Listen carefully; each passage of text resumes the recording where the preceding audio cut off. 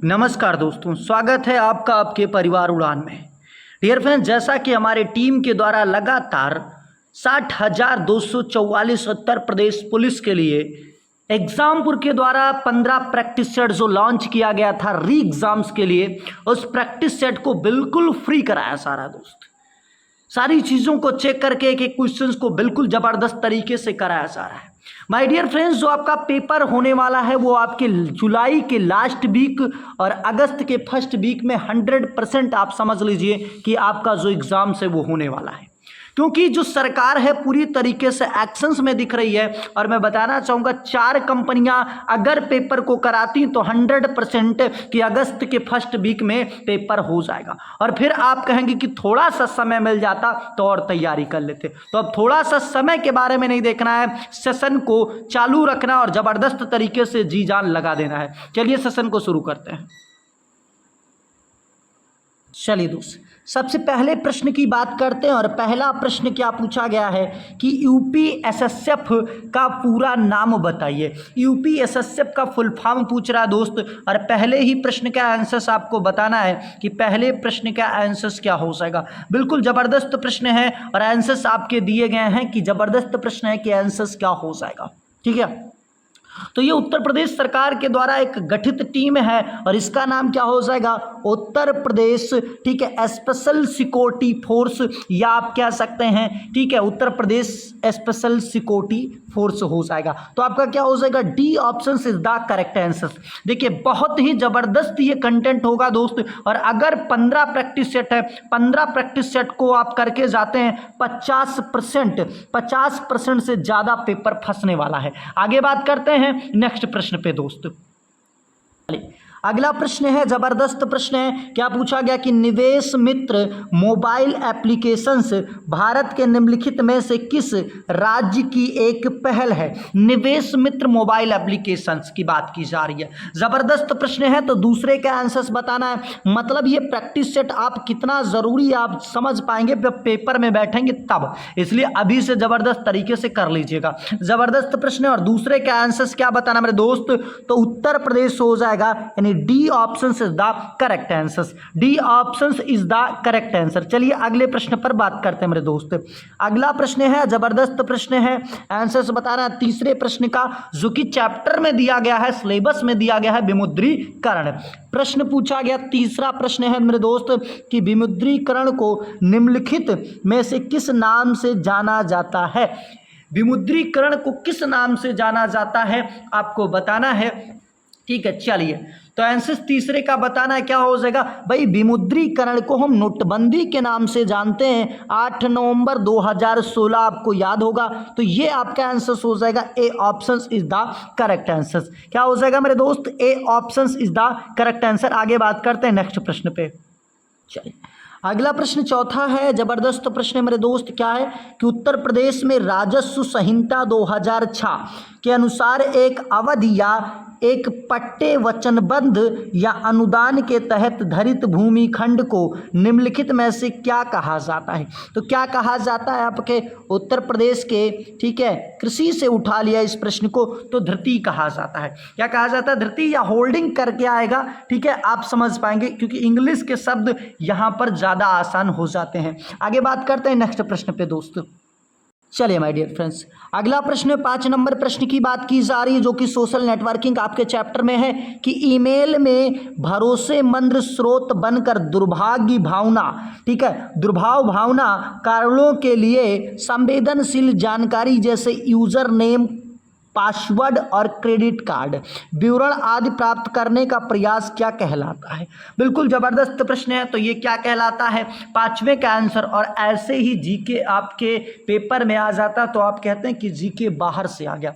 मेरे दोस्त, इतिहास भूगोल का समय खत्म हो चुका है, रट्टा अब लूसेंट से नहीं हो पाएगा।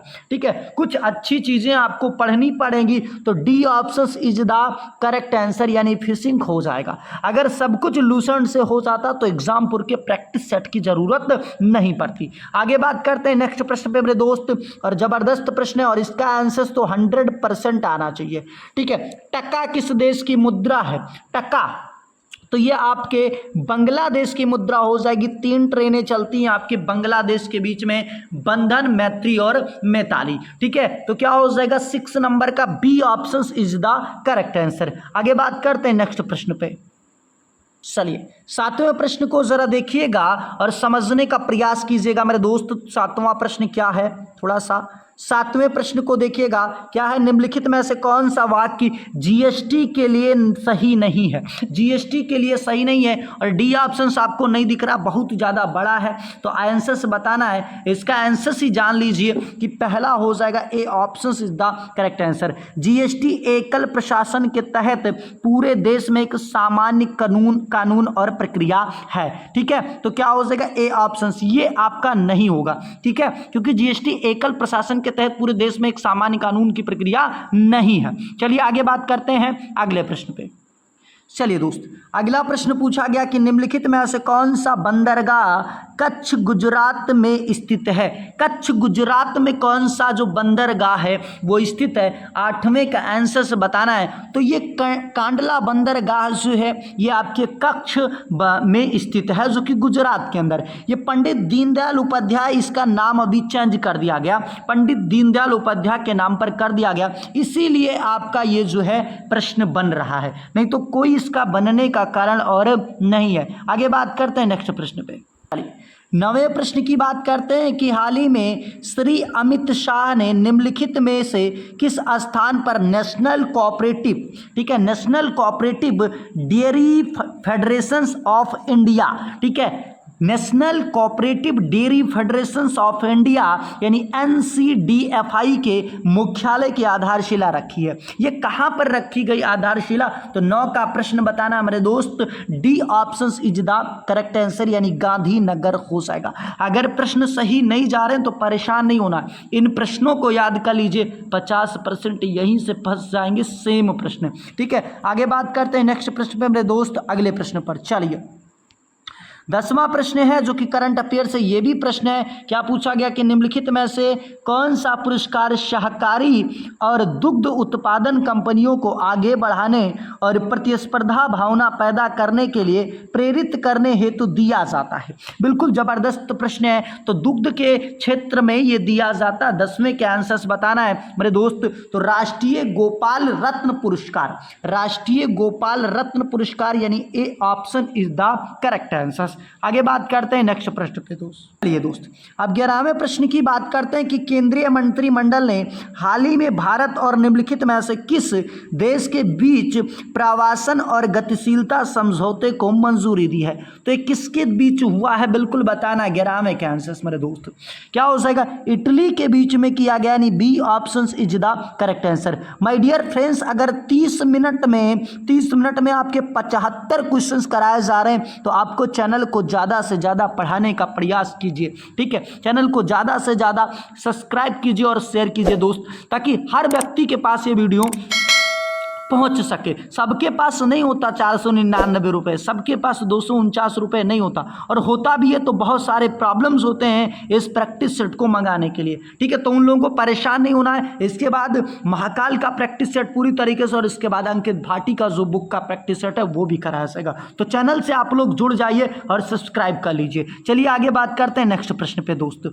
चलिए दोस्त, अगले प्रश्न की बात करते हैं कि हाल ही में भारतीय नौसेना का फास्ट अटैक, ठीक है, क्रॉप्ड INS काबरा, किसकी बात की जा रही है? INS काबरा की बात की जा रही है। निम्नलिखित में से किस स्थान पर पहुंचा है? तो जो ये INS काबरा है ये किस स्थान पर पहुंचा है? बिल्कुल करंट अफेयर्स के दिल को छूने वाले प्रश्न उठाए जा रहे हैं। 12 के आंसर्स बताना मेरे दोस्त।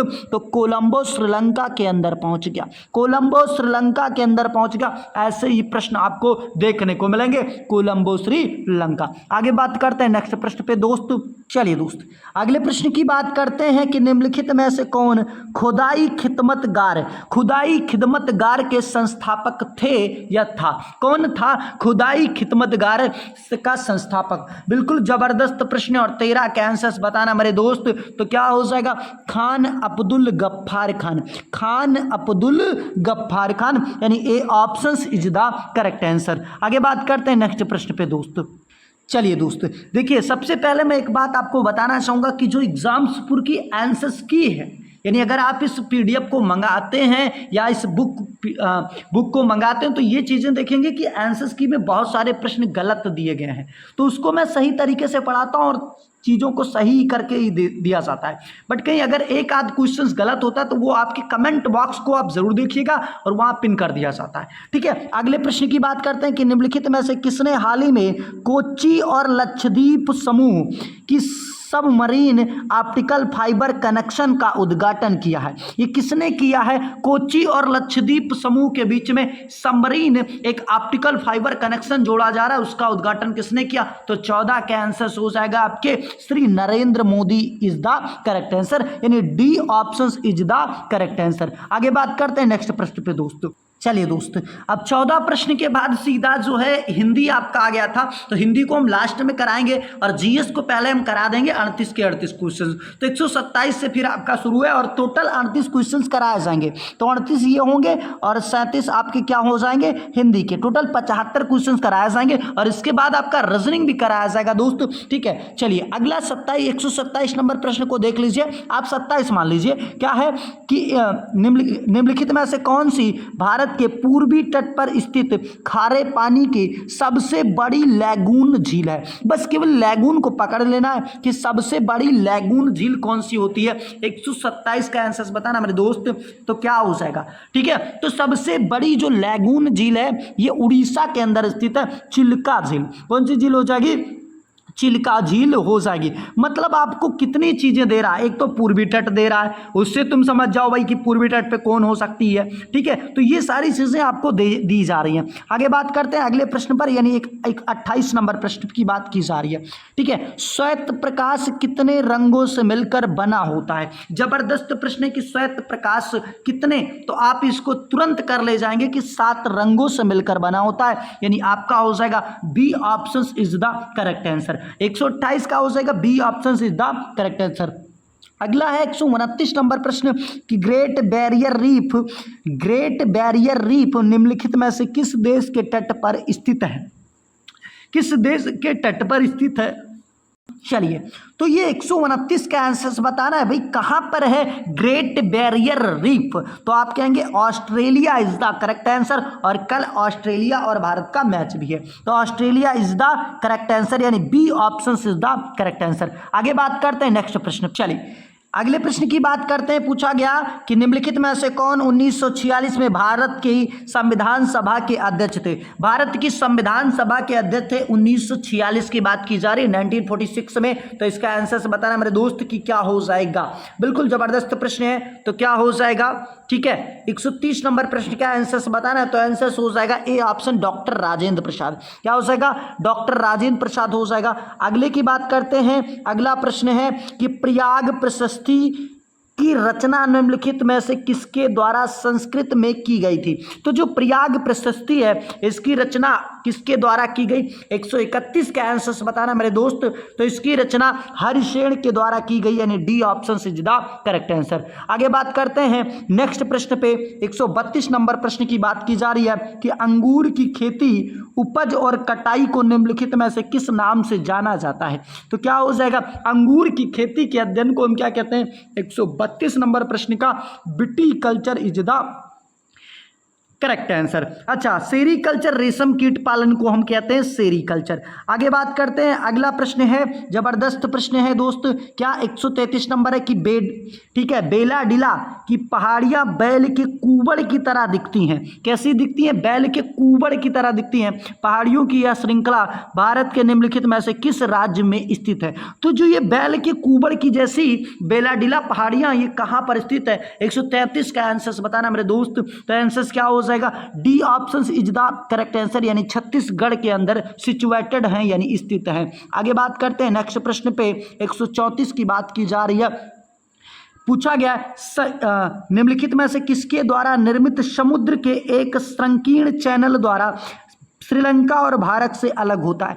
तो भारत और श्रीलंका के बीच में जो जल डमरू मध्य पाया जाता है वो पाक जल डमरू मध्य पाया जाता है। C option is the correct answer. 132 का क्या हो जाएगा, 134 का क्या हो जाएगा मेरे दोस्तों? तो 134 का C option is the correct answer. आगे बात करते हैं नेक्स्ट प्रश्न पे। चलिए अगला प्रश्न पूछा गया 135 नंबर प्रश्न की बात की जा रही है। सोनपुर पशु मेला हर वर्ष भारत के निम्नलिखित में से किस राज्य में आयोजित होने वाला एक सांस्कृतिक कार्यक्रम है? तो सोनपुर जो है ये बिहार के अंदर है, इसलिए आपका D option is the correct answer. आगे बात करते हैं मेरे दोस्त कि विश्व पुस्तक दिवस कब मनाया जाता है? तो इसका आंसर आप कमेंट बॉक्स में बताइएगा। इसका आंसर क्या बताना है? कमेंट बॉक्स में बताना है। आगे बात करते हैं नेक्स्ट प्रश्न पे।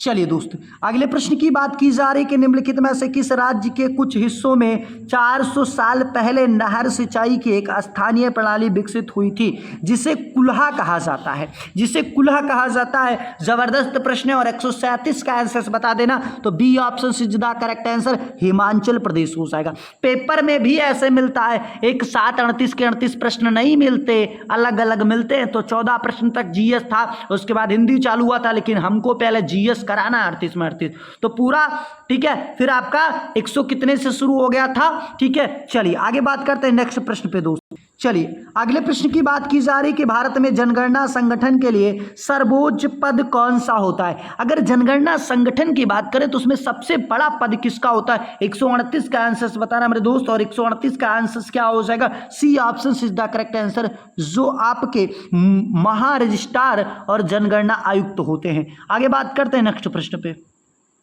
चलिए दोस्त अगला प्रश्न है कुमार संभवम। कुमार संभवन के बारे में पूछा गया, किसकी रचना? भाई कुमार संभवन 139 का आंसर बताना है, तो महाकवि कालिदास की हो जाएगी, यानी B option is the correct answer. आगे बात करते हैं नेक्स्ट प्रश्न पे दोस्तों। अगला प्रश्न है जबरदस्त प्रश्न, 140 की बात की जा रही है। नेशनल एल्यूमिनियम कंपनी लिमिटेड, ठीक है, का पंजीकृत कार्यालय निम्नलिखित में से किस स्थान पर स्थित है? किस स्थान पर स्थित है इसका मुख्यालय पूछा जा रहा है। 140 का आंसर बताना है, तो B option is the correct answer, Bhubaneswar Orissa के अंदर सिचुएटेड है। आगे बात करते हैं विश्व स्वास्थ्य संगठन, ठीक है, विश्व स्वास्थ्य संगठन का मुख्यालय निम्नलिखित में से किस स्थान पर है? तो मुख्य स्वास्थ्य संगठन का मुख्यालय कहाँ हो जाएगा? C option is the correct answer, Geneva Switzerland के अंदर स्थित है। 141 का हो जाएगा, C option is the correct answer. आगे बात करते हैं नेक्स्ट प्रश्न पे 142 पे दोस्तों। चलिए अगला प्रश्न है कि किस देश की शहरी क्षेत्र में रहने वाली अनुपातिक जनसंख्या में वृद्धि निम्नलिखित में से क्या कहा जाता है? ठीक है, तो 142 का आंसर बताना है। चलिए तो भैया शहरीकरण किया जाता है, यानी D option is the correct answer. चलिए दोस्त अगले क्वेश्चंस की बात करते हैं कि उत्तर प्रदेश में स्थित भदोही निम्नलिखित में से किस कला के लिए प्रसिद्ध है? तो भदोही आपको पता है कि कालीन उद्योग के लिए प्रसिद्ध है, यानी D option is the correct answer. 143 का क्या हो जाएगा? D option is the correct answer. आगे बात करते हैं नेक्स्ट प्रश्न पे मेरे दोस्त। अगला प्रश्न पूछा गया 144 और जबरदस्त प्रश्न है, उत्तर प्रदेश का राज्य वृक्ष कौन सा है? ठीक है, तो राजकीय वृक्ष की बात की जा रही। 144 का आंसर बताना मेरे दोस्त क्या हो जाएगा? इसका कमेंट बॉक्स में आंसर आपको बताना है, ठीक है, 144 का। अगर इसका भी मैं बताऊं तो फिर बेकार है। चलिए आगे बात करते हैं नेक्स्ट प्रश्न पे। चलिए 145 की बात की जा रही है मेरे दोस्त। पूछा गया कि सुरहा ताल प्रसिद्ध अभ्यारण्य है जिसमें साइबेरिया और अन्य ठंडे क्षेत्रों के से कई प्रवासी पक्षी भी आते हैं, उत्तर प्रदेश के निम्नलिखित किस जिले में? देखिए ये डायरेक्ट आपसे पूछ सकता था कि सुरहा ताल कहाँ पर स्थित है, लेकिन एग्जामिनर आपके दिमाग को डिस्टर्ब करना चाह रहा, क्या करना चाह रहा है, ताकि जो चीज़ें वो बड़ी आपको दिखें। ठीक है, क्वेश्चंस को बड़ा और डर भी जाते हैं लोग। ठीक है, तो भैया जो सुरहा ताल है ये बलिया के अंदर स्थित है, बस पॉइंट को पकड़ना, पेपर में भी और यहाँ भी। सुरहा ताल कहाँ है? बलिया में है। ये साइबेरिया पढ़ना ही नहीं, लेकिन पढ़ लीजिएगा, नहीं तो दिक्कत हो जाता कभी कभी। आगे बात करते हैं नेक्स्ट प्रश्न पे दोस्तों। चलिए 146 की बात की जा रही, 146 नंबर प्रश्न की बात की जा रही मेरे दोस्त। 146 नंबर प्रश्न क्या दिया गया है? तो 146 का आंसर से बता रहे हैं। ठीक है, क्या निम्नलिखित में से कौन सा सोशल मीडिया प्लेटफॉर्म पेशेवर नेटवर्किंग और नौकरी तलाशने के लिए उपयुक्त किया जाता है या उपयुक्त है? ठीक है, तो ये मैंने पहले भी बताया था। 146 का आंसर क्या हो जाएगा? लिंक्डइन हो जाएगा। ठीक है, लिंक्डइन हो जाएगा, यानी A option is the correct answer. चलिए दोस्त अगले क्वेश्चंस की बात करते हैं कि मथुरा निम्नलिखित में से किसकी जन्मस्थली है जिसे ब्रजभूमि के नाम से जाना जाता है। भाई कृष्ण भगवान की हो जाएगी, इसमें क्या बात है। आगे प्रश्न की बात करते हैं और ऐसे ही प्रश्न कभी कभी देखने को भी मिल जाते हैं, तो ज़्यादा परेशान नहीं होना। अकबर का मकबरा निम्नलिखित में से किस स्थान पर स्थित है, तो आप कहेंगे सिकंदरा में स्थित है। D option is the correct answer. अगला प्रश्न है 149 की बात की जा रही है और 149 का आंसर क्या हो जाएगा, निम्नलिखित में से उत्तर प्रदेश का कौन सा प्रसिद्ध लोक नृत्य धान और मक्के की खेती के दौरान किया जाता है। धान और मक्के के दौरान कौन सी खेती किया जाता है 149 का, तो B option is the correct answer हो जाएगा हुरका बॉल। ठीक है, हुरका बॉल हो जाएगा। आगे बात करते हैं अगले प्रश्न पे और 150 पे। चलिए लास्ट प्रश्न इसका है, उसके बाद हिंदी अब शुरू करेंगे। बनारस हिंदू विश्वविद्यालय, बनारस हिंदू विश्वविद्यालय की स्थापना पंडित मदन मोहन मालवीय ने निम्नलिखित में से किसके सहयोग से किया था, किसके सहयोग से किया था। 150 का आंसर क्या हो जाएगा भाई, डॉक्टर एनी बेसेंट हो जाएंगी, तो आपका A option is the correct answer. चलिए दोस्त 15वें प्रश्न की बात करते हैं और यहां से आपकी हिंदी शुरू हो जाएगी। भैया पूछा गया तत्सम शब्द कौन सा है, तो तत्सम शब्द कौन सा आपसे पूछा गया। 15 के आंसर पूछा कि तत्सम शब्द कौन सा है। भाई ये जो नब भी दिख रहा है मतलब कठिन शब्द हो वही आपका हो जाएगा ना, तो आपका C option is the correct answer. C option is the correct answer. 16वें के आंसर आपको बताना है कि नलिन और राजू शब्द निम्नलिखित में से किस शब्द के पर्यायवाची हैं। नलिन किसका पर्यायवाची है और राजू किसका पर्यायवाची है, तो आप कहेंगे D option is the correct answer. ये कमल के पर्यायवाची हो जाते हैं। 16 का आंसर क्या हो जाएगा मेरे दोस्त, तो 16 का हो जाएगा D option is the correct answer. आगे बात करते हैं 17वें प्रश्न की बात की जा रही है कि पूरब और उत्तर के बीच की दिशा, पूरब और उत्तर के बीच के दिशा इस वाक्यांश के लिए एक शब्द निम्नलिखित में से कौन सा है, तो इसको क्या कहते हैं। भाई जो पूरब और उत्तर के बीच की जगह होती है, 17 का आंसर बताना मेरे दोस्त, तो ईशान कहा जाता है। A option is the correct answer. आगे बात करते हैं नेक्स्ट प्रश्न पे। 18वां प्रश्न स्क्रीन पर आ चुका कि किस विकल्प शब्द में श्रुति सम भिन्नार्थक सही अर्थ भेद है। सही पूछा जा रहा है कि किसका सही अर्थ भेद है। जबरदस्त प्रश्न है मेरे दोस्त। ठीक है, 18 का आंसर बताना है, तो क्या हो जाएगा D option is the correct answer. D option is the correct answer. विष धन और जहर। ठीक है, तो आपका हो जाएगा D option is the correct answer. अगला प्रश्न पूछा गया है 19वां प्रश्न पूछा गया शुद्ध वाक्य का चयन करना है। शुद्ध वाक्य का चयन करना है मेरे दोस्त। 19 का आप खुद पढ़ना है आपको और खुद आंसर करना है। ठीक है, चलिए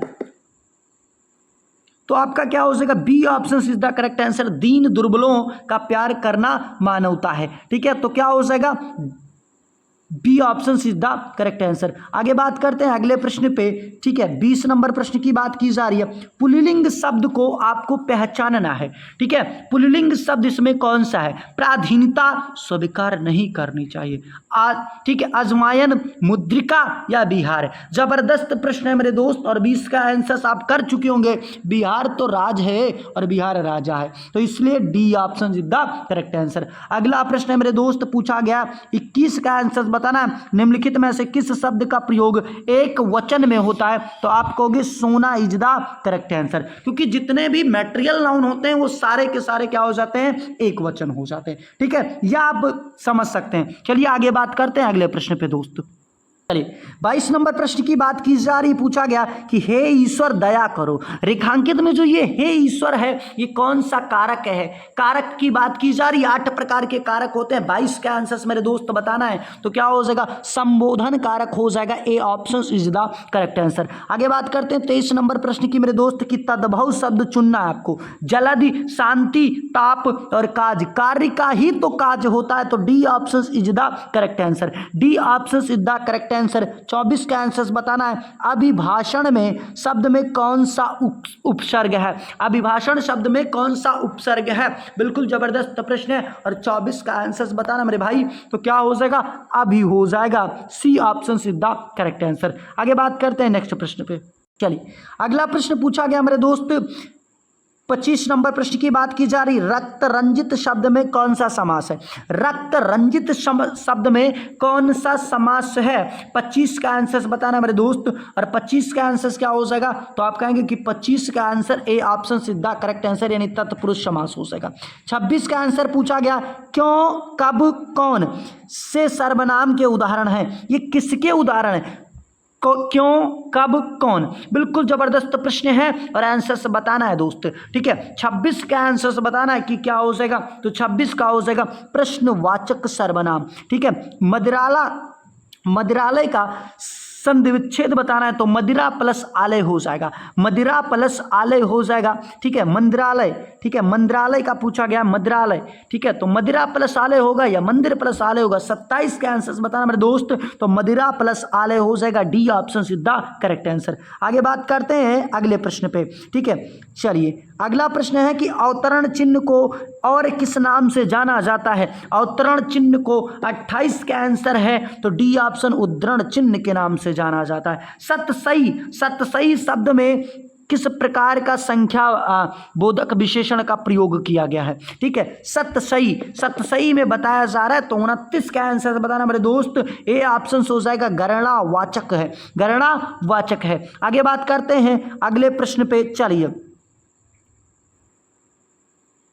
दोस्त अगला प्रश्न पूछा गया 30 नंबर प्रश्न कि राधा ने पायल से चिट्ठी लिखवाई तो ये क्या हो जाएगा मेरे दोस्त, ठीक है। से जब आता है पहले के साथ ने और दूसरे के साथ से तो ये आपका प्रेरणार्थक क्रिया हो जाता है, A option is the correct answer. चिल्लाहट में प्रत्यय की बात की जा रही है तो आहट हो जाएगा। अगले प्रश्न की बात कर रहे हैं, राम अभी सोएगा, इसमें कौन सा वाच्य है, ठीक है। जबरदस्त प्रश्न है और 32 का आंसर आपको बताना मेरे दोस्त, तो 32 का आंसर हो जाएगा, ठीक है। राम अभी सोएगा ये भाववाच्य हो जाएगा, B option is the correct answer. आगे की बात करते हैं अगले प्रश्न पे, तिल का ताड़ बनाना, ठीक है। साधारण बात को बढ़ा चढ़ा करके, है ना। तो 33 का आंसर क्या हो जाएगा मेरे दोस्त, 33 का आंसर हो जाएगा, A option is the correct answer. परोक्ष का विलोम तो कहीं प्रत्यक्ष दिख जाए तो डी ऑप्शन इज द